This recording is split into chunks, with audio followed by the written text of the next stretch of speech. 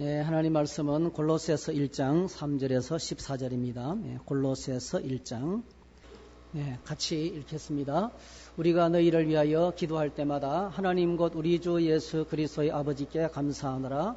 이는 그리스도 예수 안에 너희의 믿음과 모든 성도에 대한 사랑을 들었으며 너희를 위하여 하늘에 쌓아둔 소망으로 말미암음이니 곧 너희가 전에 복음 진리의 말씀을 들은 것이라. 이 복음이 이미 너희에게 이르매 너희가 듣고 참으로 하나님의 은혜를 깨달은 날부터 너희 중에서와 같이 또한 온 천하에서도 열매를 맺어 자라는도다.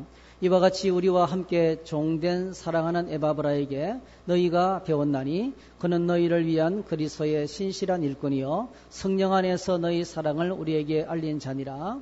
이로써 우리도 듣던 날부터 너희를 위하여 기도하기를 그치지 아니하고 구하노니 너희로 하여금 모든 신령한 지혜와 총명에 하나님의 뜻을 아는 것으로 채우게 하시고 주께 합당하게 행하여 범사에 기쁘시게 하고 모든 선한 일에 열매를 맺게 하시며 하나님을 아는 것에 자라게 하시고 그의 영광의 힘을 따라 모든 능력으로 능하게 하시며 기쁨으로 모든 견딤과 오래 참음에 이르게 하시고 우리로 하여금 빛 가운데서 성도의 기업의 부분을 얻기에 합당하게 하신 아버지께 감사하게 하시기를 원하노라.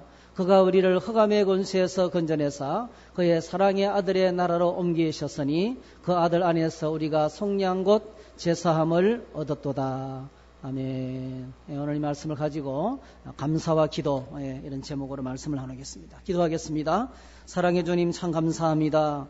환난 많은 세상 가운데지만은 거룩한 주의 전으로 이끌어 주시고 찬양과 기도와 말씀 속에 하나님께 나아갈 수 있도록 도우시니 감사합니다. 주님, 우리의 마음을 주님께 집중하기를 원합니다.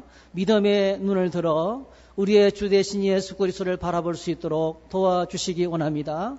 오늘도 말씀으로 다가오시는 주님을 인격적으로 만나고 주님의 음성에 경청하며 겸손하게 말씀 붙들고 사는 저희들의 삶이 되도록 축복해 주시옵소서. 함께해 주시기를 소원하옵고 예수님의 이름으로 기도하옵나이다. 아멘.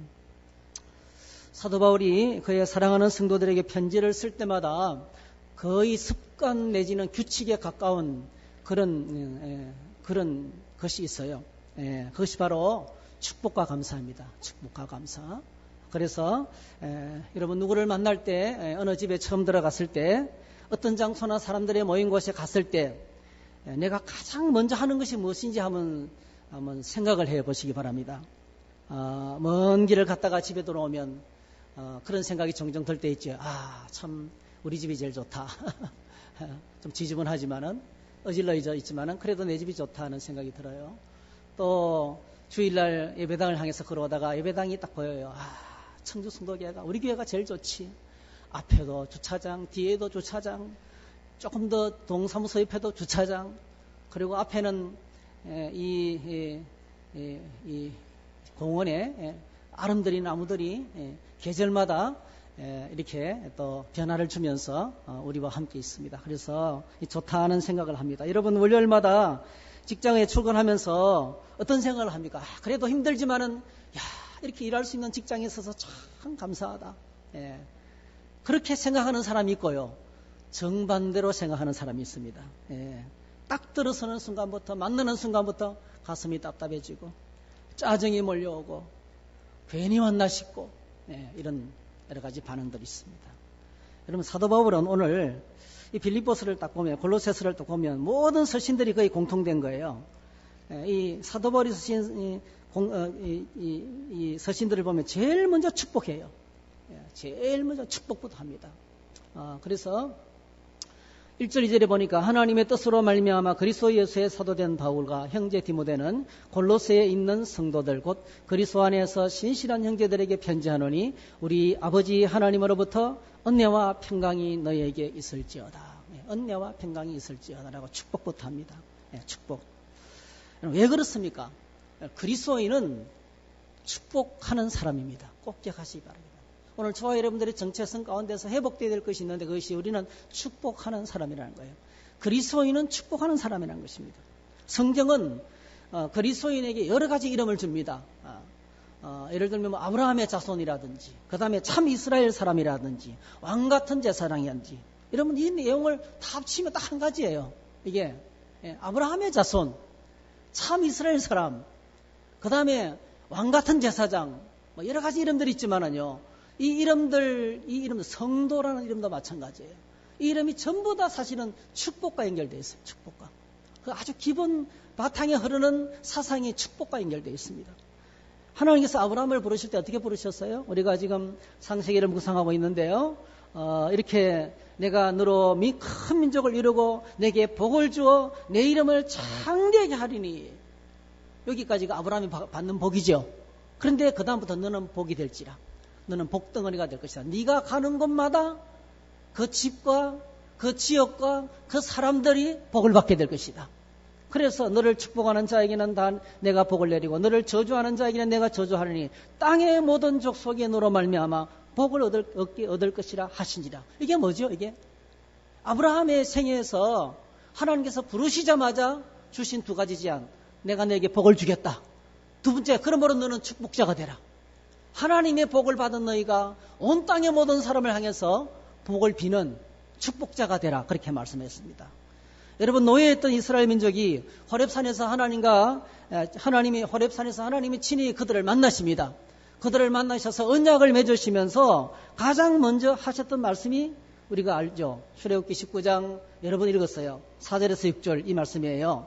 세계가 다 내게 속하였나니 너희가 내 말을 잘 듣고 내 언약을 지키면 너희는 모든 민족 중에서 내 소유가 되겠고 너희가 내게 대하여 제사장 나라가 되며 거룩한 백성이 되리라 했습니다. 키포인트가 제사장이에요. 이스라엘을 하나님께서 여러 나라 가운데 제사장 나라로 세우겠다는 거예요. 이 말은 이스라엘을 통해서 천하 만민이 복을 받게 하실 것이라는 아브라함의 약속이 그대로 전수되는 거예요. 그리고 신약 성경에 들어오면 오늘 우리에게 거룩한 백성, 성도, 제사장 다 똑같은 말이에요. 다 똑같은 말. 하나님께서 유일하게 구별한 사람이 제사장이잖아요. 하나님을 위해서 구별한 사람 제사장입니다. 그리고 베드로전서 2장 9절에서는 왕같은 제사장이다. 너희 택하신 족속이요 왕같은 제사장이다. 이렇게 말씀하셨어요. 그러니까 이 왕같은 제사장. 그래서 합치면 전부 다 우리는 하나님 앞에서 제사장입니다. 제사장은 축복하는 사람입니다. 한번 따라 하실까요? 나는 제사장이다. 나는 축복하는 사람이다.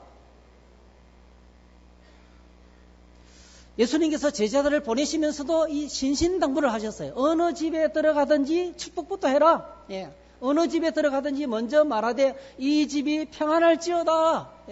이 집이 평안할지어다. 이 평안을 받아들이면 감사합니다. 아멘. 이렇게 받아들이면 너희들이 빈 복이 그 집에 임하고 거절하면 필요 없어요. 꺼지시오. 이러면 어떻게 해야 되겠어요? 아싸, 내 복이다. 그 복이 나에게 떨어지는 거예요. 상대방에게 축복했는데 상대방이 안 받아주면 그 복이 내게 임한다는 거예요. 그래서 아멘, 할렐루야. 내가 또 복을 받게 되었군요. 그렇게 말씀하라는 거예요. 복을 비는 자입니다. 누구를 만나든지 어떤 집에 가든지 어떤 사람을 만나든지 축복만 하라는 거예요. 축복. 그래서 여러분, 오늘 저와 여러분들이 그리스도인의 정체성, 나의 정체성을 다시 한 번 더 점검해야 돼. 나는 축복하는 사람이다. 축복하는 사람은 뭘 잘해야 되겠어요? 말을 잘해야 돼. 말을. 판단하고 분석하고 비판하고 정죄하면 축복자의 자격을 잃어버립니다, 여러분. 언어가 참 중요해요. 말을 잘해야 됩니다. 오늘 저와 여러분들의 말이 축복하는 말이 되기를 주의 이름으로 축복합니다. 미고사축이라고 해요. 미고사축. 미안합니다. 고맙습니다. 사랑합니다. 축복합니다. 이게 네 가지 단어. 미안합니다. 고맙습니다. 사랑합니다. 축복합니다. 미고사축. 언어. 이런 언어를 통해서 우리가 사람들을 만날 때 격려해주고 세워주고 일으켜주고 이렇게 희망을 주고 소망과 비전을 주고 하는 이것이 축복자라는 것이죠. 그래서 진정한 그리스도인은 축복하는 사람이에요. 왜 그렇습니까? 하나님 우리에게 제사장 직분을 주셨기 때문에 그렇습니다. 그래서 이렇게 축복하는 게 참 좋을 것 같아요. 이렇게 축복하는 게. 너희는 이렇게 축복하라 했는데요. 세 가지예요. 여호와는 내게 복을 주시고 너를 지키시기를 원하며, 여호와는 그의 얼굴을 내게 비추사 은혜 베푸시기를 원하며, 여호와는 그 얼굴을 내게로 향하여 드사 평강 주시기를 원하노라. 세 가지예요. 안전과 은혜와 평강이에요. 하나님 당신을 지키시기를 원합니다. 하나님 당신에게 평안 주시기를 원합니다. 하나님 당신에게 은혜가 있기를 원합니다. 여러분, 사도 바울은 제일 먼저 어떤 서신이든지 은혜와 평강이 너에게 있을지어다 축복했습니다. 우리도 함께 축복자로 살아가기를 축복합니다. 두 번째로 사도 바울은 감사했습니다. 감사. 1장 3절에서 6절까지 감사의 조건을 쭉 이야기하는데요. 우리가 너희를 위하여 기도할 때마다, 이 말은 우리가 사도 바울이 골로새 교회 신자들을 생각할 때마다 정 떨어져, 짜증나, 이게 아니고요.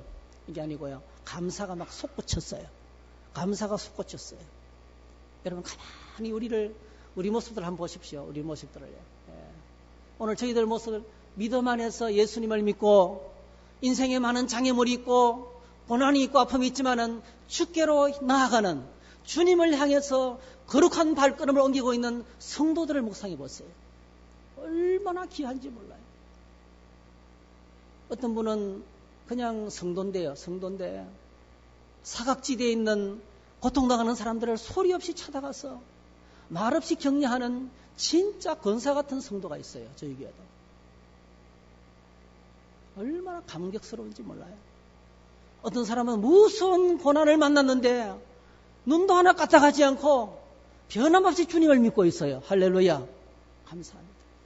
몸에 고통이 있고 아픔이 있어도 주의를 지키려고 얼마나 일을 쓰는지 몰라요. 30분을 걸어서 예배당까지 오셔요. 예?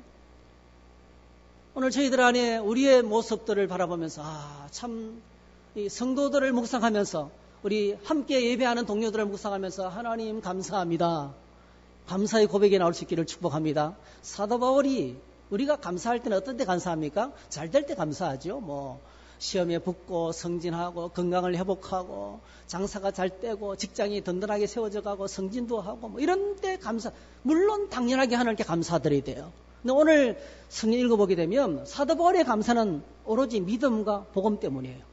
믿음과 복음 때문에 그들의 믿음이 자라고 그들이 복음으로 말미암아 천국의 소망을 가지고 살아가는 그 믿음으로 거룩한 생애를 걸어가는 한 사람의 성도, 저 영혼은 천국을 향해서 무진장 고통이 많은 이 세파의 시련을 이기면서 믿음으로 뚫고 나가는 그 성도의 삶을 들으면서 에바브로디도를 통해서, 에바브로를 통해서 골로새 교회를 세우고 목회했던 에바브로를 통해서 말씀을 들으면서 감격과 감사의 고백을 먼저 올려드렸습니다. 자, 한번 따라하십시다. 나는 축복하는 제사장입니다. 나는 감사하는 사람입니다. 여러분, 진정한 그리스도인은 모든 상황에서 감사할 수 있어요. 그는 환경을 뛰어넘는 믿음과 복음으로 말미암아 드리는 감사입니다. 그 다음에 세 번째로 사도 바울은 기도를 드리고 있어요. 기도.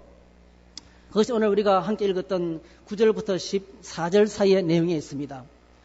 상당히 길지만은요, 딱 두 가지 기도 제목이에요. 두 가지 기도 제목이에요. 9절과 10절 이하예요. 10절 이하에는 딱 한 단어입니다. 한 단원. 두 가지 기도를 드리고 있어요. 여러분, 기도라는 말이 나오면 우리가 두 가지 질문을 던져야 돼요. 스스로 여러분에게 두 가지 질문에 한번 스스로 답해 보시기 바랍니다. 첫 번째 질문은요, 나는 기도하고 있는가라는 거예요. 나는 지금 기도를 하고 있는가? 그냥 막연한 소원만 하고 있는 게 아니고요. 이렇게 되었으면 좋겠다 하는 바람만 있는 게 아니고요. 정말 구체적으로 하나님 보좌 앞에 나아가 기도하는 시간이 있는가? 주님과 같이 있는 시간이 있는가라는 질문이 매우 중요합니다. 왜냐하면 이거는 기독교 신앙의 본질이기 때문에 그래요. 여러분, 실존주의 철학의 창시자죠. 유신론적 실존주의 철학자의 창시자인 키엘케고르가 이런 말을 남겼어요. 기도는 인간이 땅에서 누릴 수 있는 가장 큰 행복이다. 키엘케고르의 이 말이 진리라면 기도하지 않는 사람은 이 땅에 살면서 너무나 귀한 행복의 시간을 잃어버리고 있어요.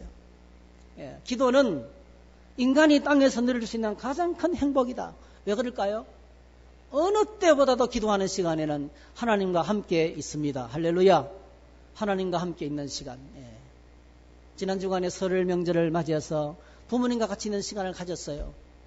저희 집에 저는 윷놀이를 7판까지 하고 그 다음날 이제 목욕탕에 가서 목욕도 하고 그리고 왔더니 어머니가 제일 신나는 설이었다. 이 늙은이와 놀아줘서 고맙다. 이렇게 같이 있는 거죠. 같이 있는 거. 제가 앞으로 더 열심히 놀아줘야 됐다 싶은 생각이 들어요. 더 열심히. 같이 놀아주는 거죠. 같이 있는 거죠. 여러분, 기도는 날 사랑하셔서 십자가에서 날 구원하신 그분과 그 하나님의 사랑의 하나님과 같이 있는 시간을 보내는 겁니다. 그래서 믿음의 세계 속에 들어가서 하나님과 같이 있는 시간이 어색하지 않고 힘들지 않고 행복하고 즐거운 시간, 복된 시간으로 바꾸어져야 돼요. 그리고 또 이런 말을 남겼어요. 나는 왜 호흡하는가? 호흡하지 않으면 죽기 때문이다. 나는 왜 기도하는가? 기도하지 않으면 내 영이 말라 죽기 때문이다 했어요. 사실 호흡하기 때문에 살아있는 건 아니죠. 살아있으니까 호흡하는 거예요. 살아있으니까.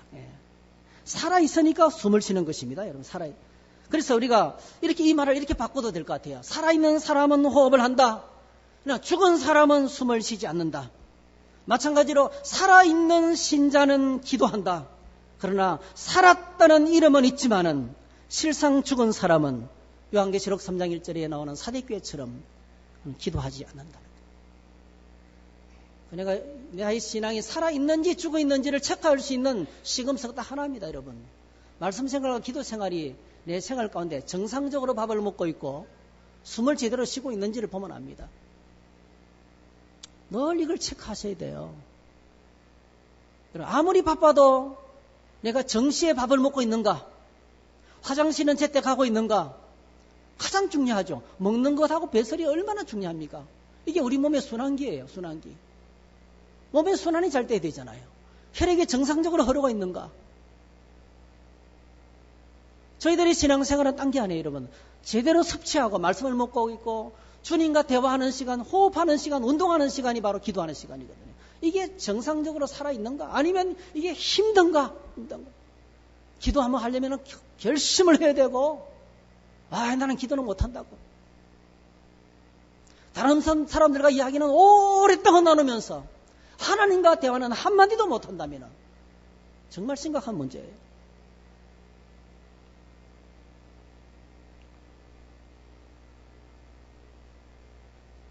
나는 기도하고 있는가? 이 질문에 여러분 대답하시기를 바랍니다.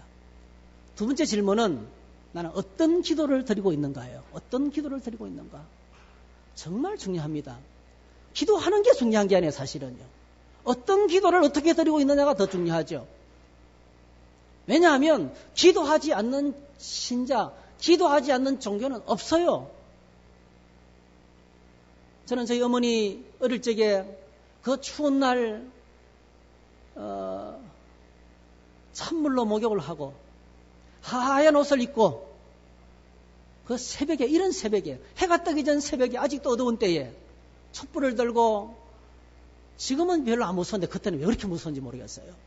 이제는 그쪽에 이제 터널이 뚫린대요. 그 산날, 그 밤나무 꼴인데, 복숭나무, 제가 그 부차배 같은 복숭아 밭을 지나서 한참 더 올라가면 그 밤나무 꼴이 있어요. 밤나무 꼴. 그 밤나무 꼴 깊숙한 곳에 대나무밭이 쫙 끝이 보이지 않는 대나무밭이 있어요. 대나무밭 앞에 옹달샘이 있고 옹달샘 앞에 이런 향나무가 있어요. 그곳에 가서 살도 물에 뿌리고 소금도 뿌리고 촛불을 켜놓고, 여러분 손을 비비면서 비나이다 얼마나 간절하게 기도하는지 몰라요. 내용은 딱 똑같아요. 가정 잘 되게 해달라는 거예요. 우리 행복하게 해달라는 거예요. 얼마나 간절한 기도, 그 기도가 얼마나 간절한지 몰라요. 1시간이 지나는지 2시간이 지나는지 몰라요. 이런 불교 신자들, 부산에 가면 상강사라는 절이 있습니다, 여러분. 밤새도록 기도하고 나오는 신자들이 얼마나 많으냐 하면요, 교통경찰이 나와서 통제하지 않으면 안 돼요. 막 쏟아져 나오는 거예요. 수백 명의 사람들이 밤새껏 기도하고 나오는 거예요. 막 방언으로 기도합니다. 방언으로. 그들은 그걸 영어로 기도한다 그래요. 그들도 방언으로 막 기도해요. 회교 신자들은 하루에 3번씩 정확한 시간에 메카를 향하여서 기도를 드려요. 어쩌면 우리보다 더 열심히 기도하고 있는지 몰라요. 여러분, 정한수를 떠놓고 천지신명께 비나이다 손이 닳도록 비비면서 드리는 그 간절한 기도는 뭐가 중요할까요? 그 기도를 들으시고 응답해주는 신은 별로 안 중요해요. 문제는 내 소원만 이루어지면 돼요. 내 소원만, 내 요구사항만 이루어지면 돼요. A 신이 들어주든지 B 신이 들어주든지 그 용왕신이 들어주든지 말이죠. 지신이 들어주든지 당산나무가 들어주든지 아무 상관이 없어요. 어느 신이든지 이 수많은 천지신명들 가운데서 한 신이라도 내 소원을 들어주기만 하면 돼. 그런 기도에서는요, 기도를 들으시는 신은 별로 중요하지 않아요. 우리는 그런 기도를 가리켜서, 그런 신을 가리켜서 샤머니즘이라고 그래요. 미신이라고 합니다. 미신.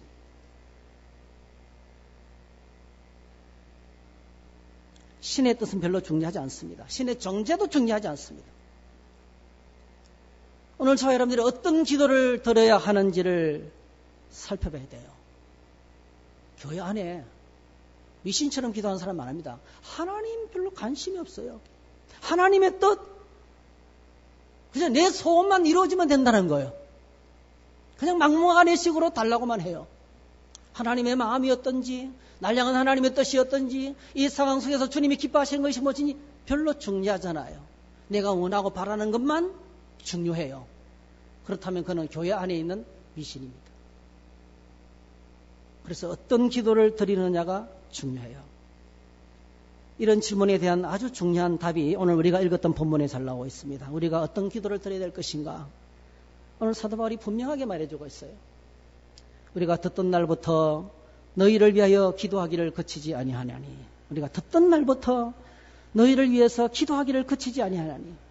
누구로부터 들었습니까?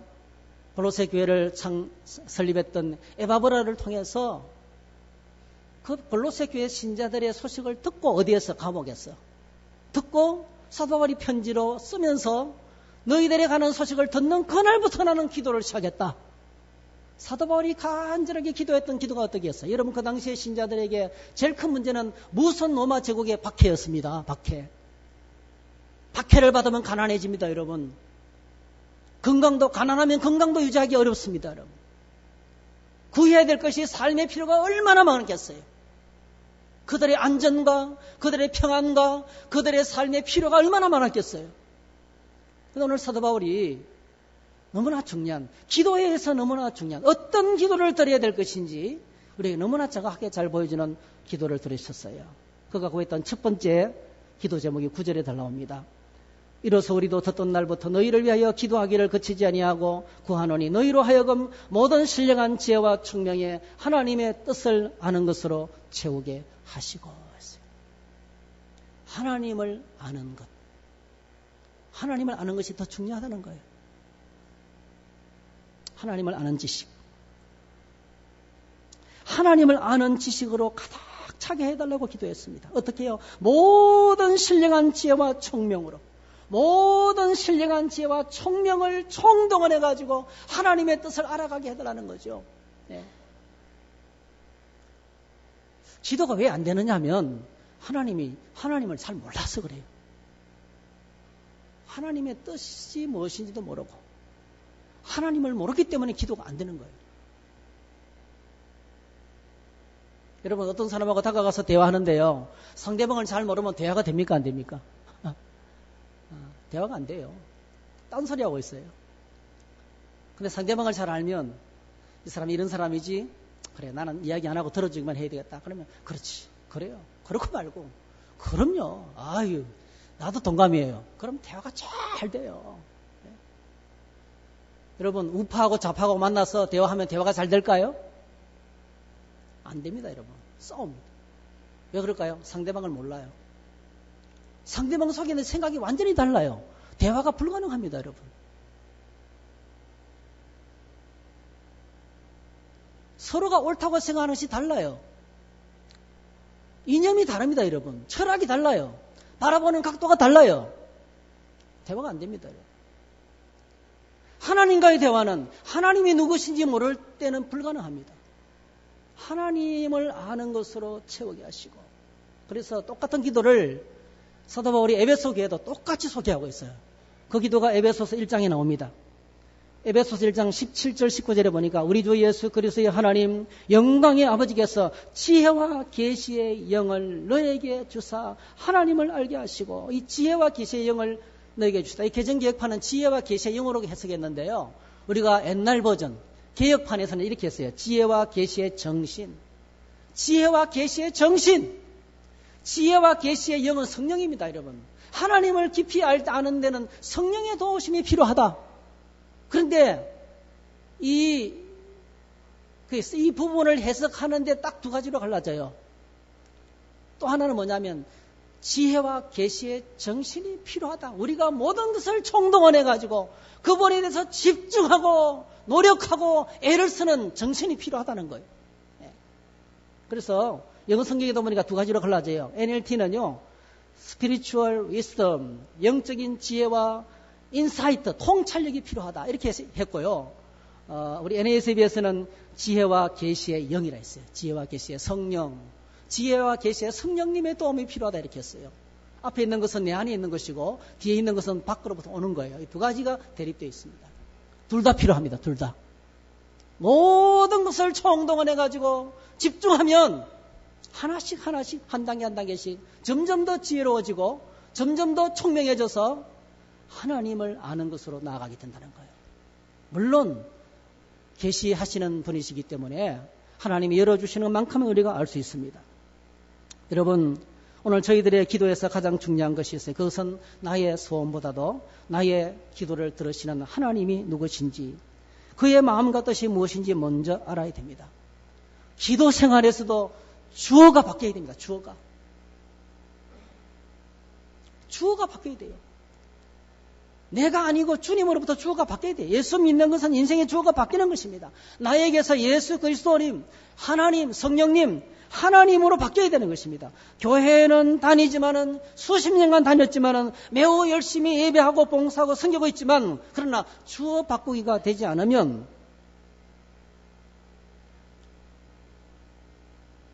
심각한 문제가 생깁니다. 하나님이 누구신가? 하나님의 뜻이 무엇인가? 하나님의 비전과 사명이 무엇인가? 그거 별로 관심이 없어요. 별로 신경도 안 씁니다. 오직 내 안의 소원과 내 목적과 우리에게만 관심을 못 줍니다. 만약에 오늘 저와 여러분들이 예수님을 믿으면서도 나밖에 모른다면, 하나님에 대해서 별로 관심이 없다면, 첫 번째로는 거듭나지 않을 수 있어요. 거듭나지 않은 불신자일 수 있습니다. 두 번째로 영적으로 성장하지 못한 영적 어린아이일 수 있습니다. 세 번째로는 영적으로 심각한 질병을 하고 있어요. 해계될지라든지 장애물이 안에 있어요. 그래서 예수님을 믿는 것은 주어가 바뀌어야 돼요. 주어가 바뀌어야 돼요. 여러분, 어느 날 어느 목사님이 은혜를 받고 나니까 이런 고백을 하더라고요. 그때는 박수치고 뭐 이렇게 율동하는 게 막 죽어도 못하는 거예요. 이 유교 집안에서 자라나가지고 그거는 뭐 이 용납이 안 되는 거예요. 은혜를 받고 나왔더니 막 펑펑 울면서 막 펄쩍펄쩍 뛰면서, 하나님, 나 오늘부터 하나님이 시키는 대로 찬양하겠습니다. 저는 오늘 바보가 되겠습니다.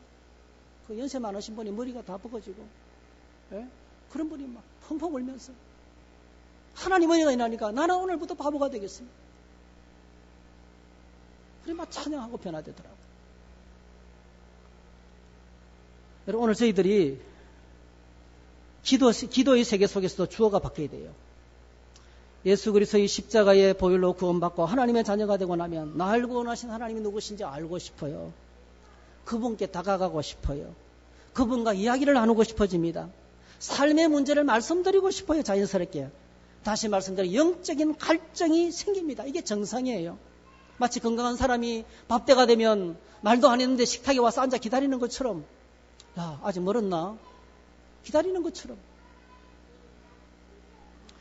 여러분, 히브리서 기자가 이 사실을 굉장히 심각하게 이야기하고 있어요. 아주 원색적으로 표현을 하고 있더라고요. 원색적으로 표현을 해요. 히브리서 5장 12절 14절 때가 오래되었으므로 너희가 마땅히 선생이 되었을 터인데 너희가 다시 하나님의 말씀의 초보에 대하여 누구에게서 가르침을 받아야 할 처지이니 단단한 음식은 못 먹고 젖이나 먹어야 할 자가 되었도다. 이는 젖을 먹는 자마다 어린아이니 의의 말씀을 경험하지 못한 자여 단단한 음식은 장성한 자의 것이니 그들은 지각을 사용함으로 연단을 받아 선악을 분별하는 자들이니라.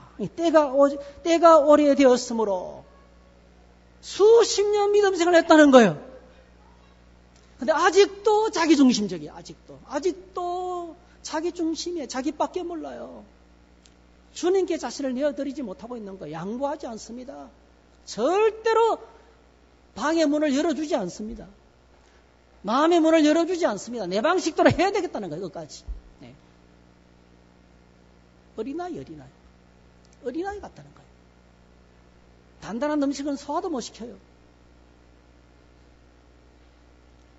호세아서 4장 6절 9절 내 백성이 지식이 없음으로 망하는도다 했어요. 지식이 없음으로 망한다.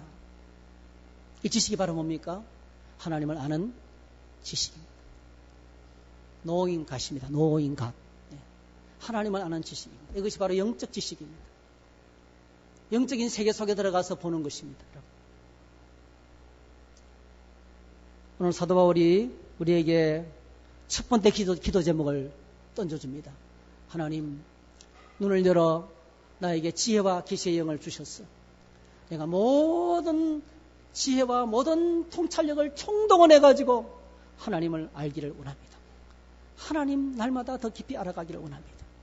그렇게 하나님을 알아갈 수 있도록 도와주시기를 원합니다. 이거 사도 바울이 골로새 교회 신자들의 소식을 듣자마자 했던 첫 번째 기도였어요. 하나님, 사랑하는 청주 성도교회 성도들이 날마다 하나님을 더 깊이 알아가게 되기를 원합니다.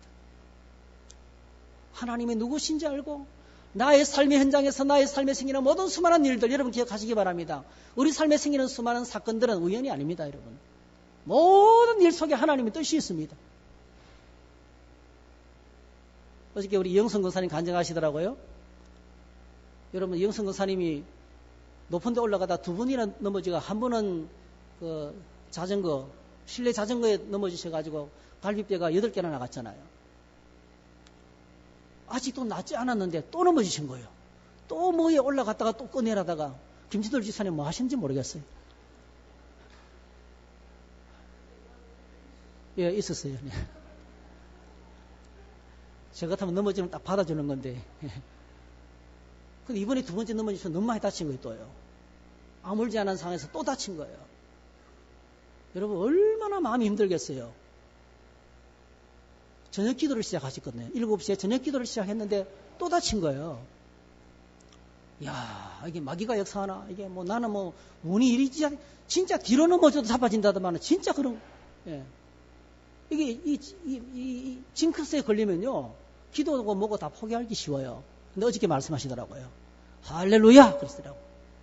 이 치료를, 두 번째 부러진 갈비뼈를 치료를 하면서 그동안에 고질병이던 대상포진이 다 깨끗하게 정리됐다는 거예요. 의사를 통해서. 대상포진 다 나왔다는 거예요. 할렐루야! 그러니까 뭔가 하나님의 뜻이 있어요. 우리가 알지 못하는 뭔가 하나님의 뜻이 있습니다. 그래서 하나님, 이 상황과 이 상황 속에서 날 향한 하나님의 뜻이 무엇입니까? 하나님의 뜻을 아는 것으로 채우게 하시고 우리가 해야 될 길이 기도의 제목이라는 것입니다.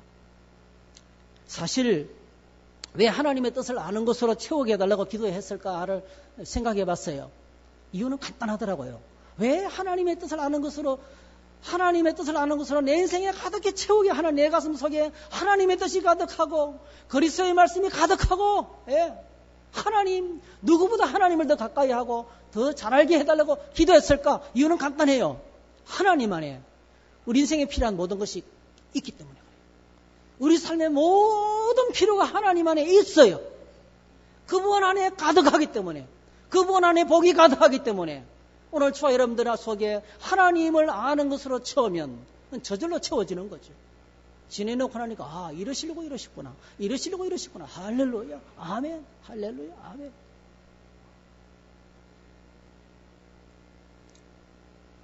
저는 우리의 삶에 여러 가지 문제가 있지만은 우리의 삶의 모든 문제에 대한 해답이 하나님 안에 있다고 믿습니다.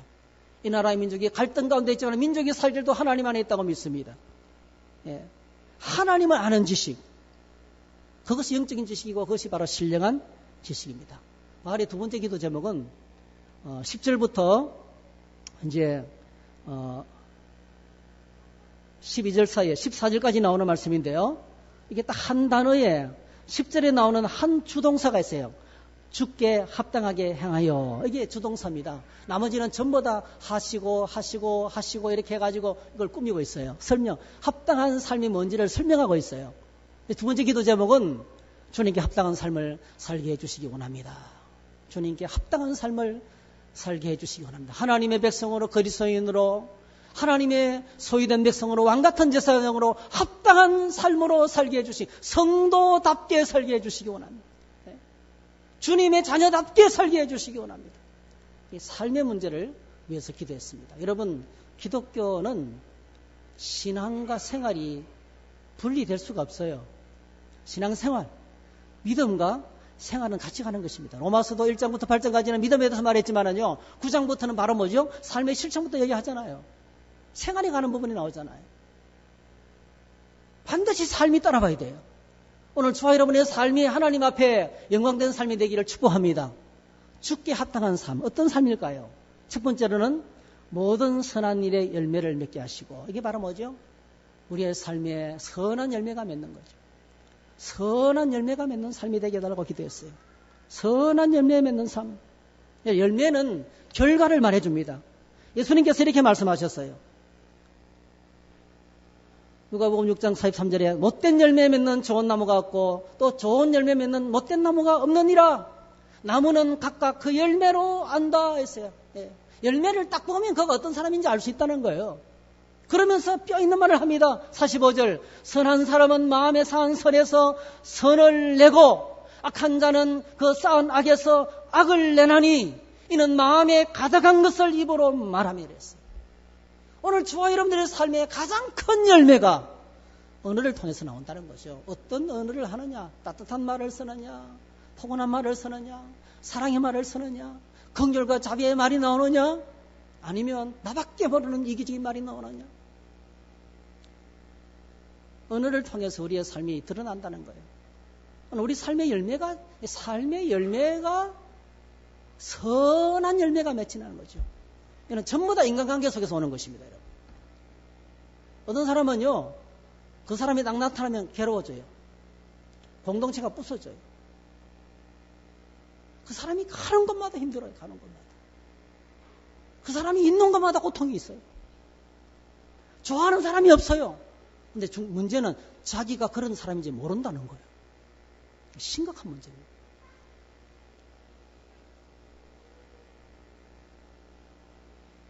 또 목사님이 저에게 그런 이야기를 했어요. 목사님, 큰 고민이 생겼어요. 뭐냐 했더니 이웃에 있는 장로님 한 분이 자기 교회에 왔는데 그 장로님이 그 교회를 완전히 뒤집어 놓고 나왔대요. 어떻게 해야 될지 모르겠다는 거예요.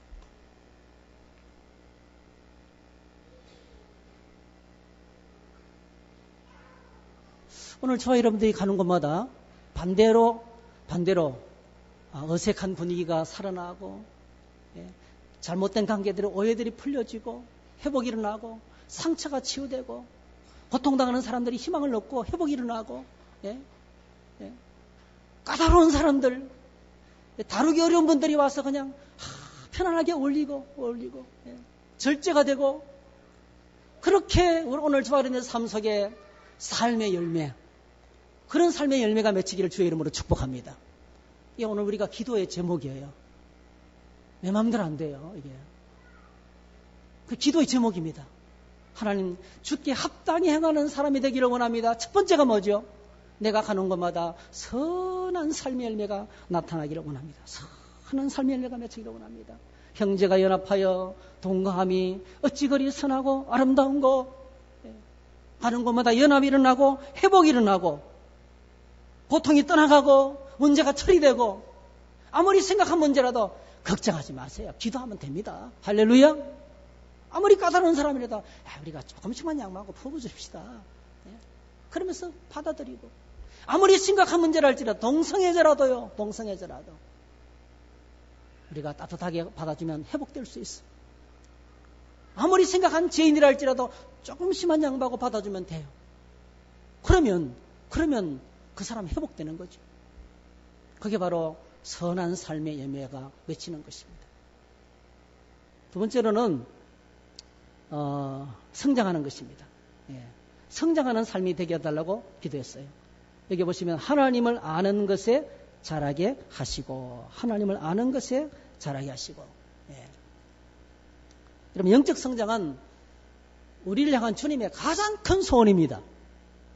오늘 우리는 거룩을 향해서 나아가는 하나님의 백성인 줄 믿습니다. 성화. 예수님을 닮아가는 거예요. 하나님을 닮아가는 것이 성화입니다. 성장입니다. 영적 성장은 딴 게 아니고요. 하나님의 아들 예수 그리스도를 닮아가는 것입니다. 그래서 하나님을 아는 것에 자라게 하시고 영적 성장은요. 주님을 닮아가는 것. 하나님의 모습을 닮아가는 것입니다. 에베소서 4장 13절에 이 사실을 아주 강조했어요. 사역자를 이제 이야기하면서 13절에 보니까 우리가 다 하나님의 아들을 믿는 것과 아는 일에 하나가 되어 온전한 사람을 이루어 그리스도의 장성한 분량이 충만한 데까지 이르니 예수님을 흠뻑 닮아가는 거죠. 예. 그렇게 주님을 닮아가면 어떻게 되면 영적 성장을 하게 되면 어떻습니까? 이는 우리가 이제부터 어린아이가 되지 아니하며 사람의 속임수와 간사한 유혹에 빠져 온갖 교훈의 풍지에 밀려 요동치 않게 하려 함이라. 어린아이 자기밖에 모르는 그런 존재가 아니고 어떤 말에 들으면 그냥 흔들리는 존재가 아니고 거센 풍파가 있는 세상에 나가도 끄떡도 하지 않고 시련의 바람이 불어도 믿음으로 이겨내면서 승리를 계속하는 계속해서 천국을 향해서 거룩한 발자국을 옮기는 사람 믿음의 삶을 끝없이 계속 살아가는 사람 이것이 바로 성숙한 사람입니다. 그래서 15절에 보니까 범사에 예수님처럼 예수님에게까지 자라라.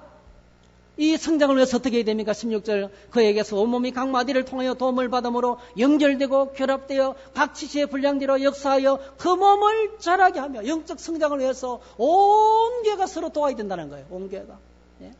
먼저 믿은 사람이 뒤에 오는 사람을 돕고 서 있는 사람이 넘어진 사람을 일으키고 있는 자가 없는 자를 도와주고 예? 나누고 섬기면서 서로 마치 온몸이 오늘 저와 여러분들이 몸이 관절로 연결되어 가지고 온몸이 이렇게 성숙하고 성장하고 문제가 해결되는 것처럼 온 교회가 하나가 되어서 약한 사람을 위해서 집중적으로 기도하고 회복시키고 치유하는 그 성장. 그러면 스스로 몸이 자란다는 거예요. 몸이 스스로 성장하게 됩니다. 영적 성장을 말씀하셨어요. 오늘 저와 여러분들 거룩을 향한 몸부림이 있기를 주의 이름으로 축복합니다. 주님 성장하게 해주시기 바랍니다. 세 번째로는 11절입니다. 11절. 그의 영광의 힘을 따라 모든 능력으로 능하게 하시며 기쁨으로 모든 견딤과 오래 참음에 이르게 하시고 했어요. 이게 영광, 힘, 능력 이거는요. 이런 단어들은 어마어마하게 무거운 단어예요. 사실은요. 이런 단어는 우리가 쓸 수 없어요. 사실은요. 이거는 누구에게 어울리는 단어입니까? 오직 하나님께만 어울리는 단어예요. 영광, 힘, 능력 이런 거 하나님께 있는 하나님께 속한 단어예요. 하나님의 절대적인 속성을 가리키고 있는 것입니다. 오늘 저희들이 능력 있는 사람을 생각하면 어떤 생각을 하게 됩니까? 내가 기도하면 나를 괴롭히는 사람이 쓰러지고 폭삭 망하고 그건 뭡니까 사실은요? 내가 기도하면 나를 둘러싼 힘든 환경들이 좋은 환경으로 바뀐다는 거예요. 그렇게 될 때도 있어요, 사실은요. 근데 오늘 본문을 가만히 보면 그 능력이 아니에요. 여기서 말한 능력이 그 능력이 아니에요. 자, 하나님으로부터 능력을 받아야 되는데요. 능력은 정말 위로부터 하나님께서 부어주시는 능력인데요. 그 다음에 따라오는 말씀이 구체적으로 이 능력이 뭔지 금방 소개해주고 있어요. 어떤 단어가 따라옵니까? 기쁨으로 모든 견딤과 오래 참음에 이르게 하시고 했어요. 정말 뼈 있는 말이에요. 이게 능력입니다, 여러분.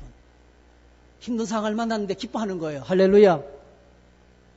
사방으로 오교삼을 당해도 쌓이지 않는 것입니다. 거꾸로 따림을 당해도 버림받지 않는 것입니다. 비난을 받고 조롱을 받아도 아무렇지도 않아요. 무슨 독을 마셔도 해를 받지 않습니다.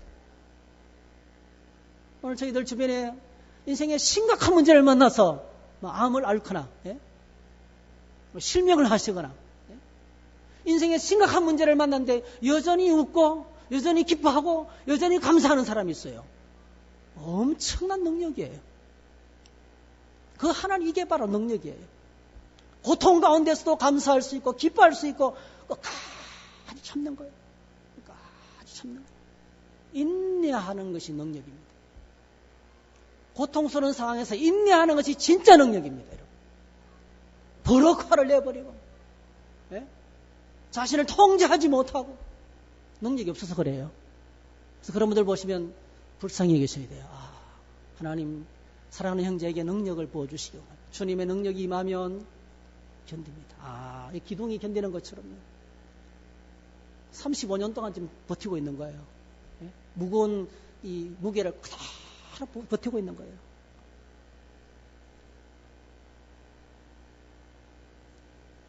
사도 바울이 이렇게 말했어요. 빌립보서 4장 11절 13절 내가 능력 주시는 자 안에서 모든 것을 할 수 있다. 이 능력이 바로 뭡니까? 내가 궁핍함으로 말하는 것이 아니니라 어떤 환경 형편에든지 나는 자족하기를 배웠느니 어떤 형편에든지 아이고 내 팔자야 우리 가정 우리 직장 미치겠어. 어쩌다가 이런 사람 이런 환경을 만났지. 이렇게 살아가는 사람은 나밖에 없을 거야. 그렇게 말하지 않습니다. 어떤 형편에서든지 나는 자족한다. 감사하는 비결을 배웠나니 나는 비천에 처할 줄도 알고 풍부에 처할 줄도 알아 모든 일곱 배부르금과 배고픔과 풍부와 궁핍에도 처할 줄 아는 일체의 비결을 배우느라. 그러니까 모든 상황 속에서 견디고 감사하고 찬양하면서 살아갈 수 있는 하나님의 능력. 그 능력이 바로 뭐죠? 능력 주시면서 내가 모든 것을 할 수 있는 능력이에요. 이 능력입니다. 이 능력. 고린도후서 4장 7절 10절 우리가 이 보배를 질거리세 가졌으니 이는 심히 큰 능력은 하나님께 있고 우리에게 있지 아니함을 알게 하려 함이라. 우리가 사방으로 우겨섬을 당하여도 쌓이지 아니하며 답답한 일을 당하여도 낙심하지 아니하며 박해를 받아도 버림받지 아니하며 거꾸로 떨림을 당하여도 망하지 아니하고 우리가 항상 예수의 죽음을 몸에 짊은 예수의 생명이 또한 우리 몸에 나타나게 하려 함이라. 죽을 것만 같은 환경을 만났습니까 여러분? 죽음에서 살리시고 부활하시는 주님을 만나게 될 줄 믿습니다. 그 능력을 받는 거예요. 오늘 저희들의 삶에 하나님의 능력이 임하기를 축복합니다. 능력 있는 삶이 바로 하나님 내가 능력으로 살아가기를 원합니다. 환난에 굽히지 않고 상황에 휘둘리지 않고 사람에게 상처받지 않고 모든 상황 속에서 하나님의 능력으로 참고 인내하고 승리할 수 있도록 도와주세요. 능력으로 살아갑니다. 마지막으로는 우리가 앞에 한번 언급했지만은 또 나옵니다. 그게 12절에 보니까 감사하게 하시기를 원하라. 감사하는 삶입니다. 감사하는 삶. 일이 잘 될 때 감사할 수 있어요. 근데 우리의 삶의 시간들을 한번 체크해 보십시오. 진짜 잘 되는 게 많습니까? 아니면 안 되는 게 많습니까? 한 번 더 체크해 보세요. 그럼에도 불구하고 감사하는 시간이 많습니까? 힘들어 죽겠네. 이놈의 정부, 우리 사장님, 사장님은 저거문 때문에 못 살고요. 저거문은 사람 때문에 또 못 살아요. 또 동료들 때문에 힘들어 못 살고. 그러면서 막 불평하고 원망하는 게 많습니까? 아니면, 하나님 참, 그래도 감사합니다. 그래도 감사합니다. 감사하는 시간이 더 많은지 한번 체크를 해보세요. 진정한 그리스도인의 삶은 감사로 가득 찬 삶입니다. 여러분, 세상은 우리에게 감사를 선물하지 않습니다. 세상은 언제나 우리를 갈증나게 만듭니다. 마셔도 목마른 샘물입니다. 우리의 진정한 감사는 그래서 환경에서 찾으면 안 되는 거예요. 오늘 본문에 보니까 그 감사의 제목을 어디서 찾고 있습니까?